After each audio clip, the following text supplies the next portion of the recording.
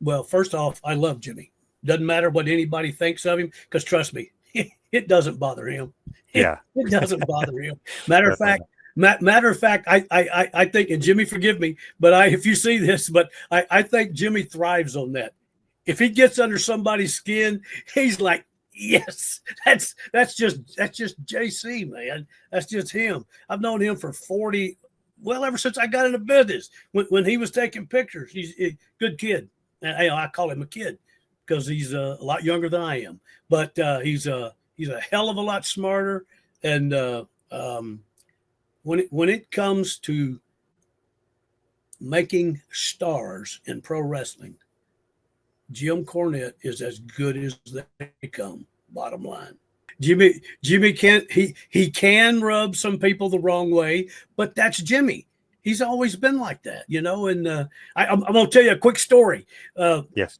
We were doing it. We were taping TV one night, and I'm in my office, and I'm pushing the buttons, keeping time.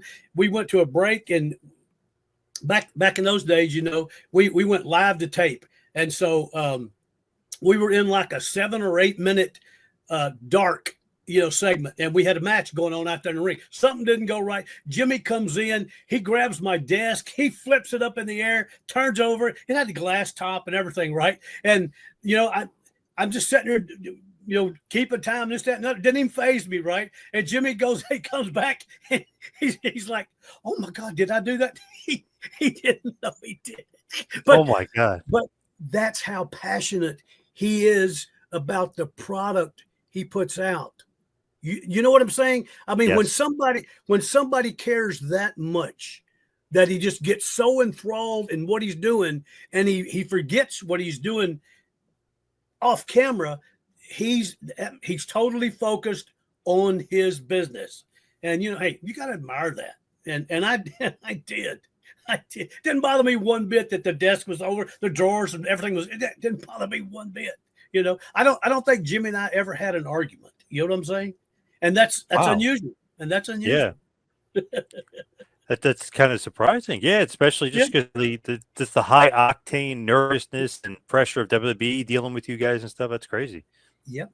Well, it's like I never stepped on his toes as it relates to booking or television or anything like that. He never stepped on mine when it come to live to tape and times and all that stuff. So I mean, it was just, we respected each other's boundaries, and we never encroached on the other. And to me, that's how things get done well. And I feel like his passion also sometimes gets turned into something else too, like the Santino Marella situation. They kind of turned that into something maybe when he went a little too passionate about keeping kayfabe and not making a joke of a WWE gimmick that they're trying to make into a monster. Right. Yeah. Yeah.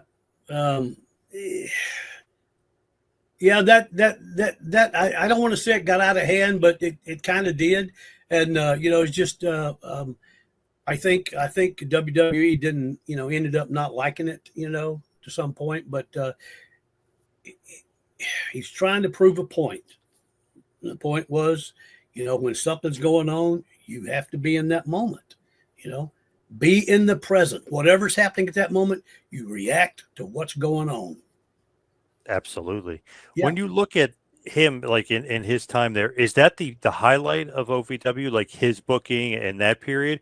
Or would you say like Heyman came in? Did you think that was like because that was a good point too, I feel like in OVW, but that had to be the Cornette time, right? His period was the highlight.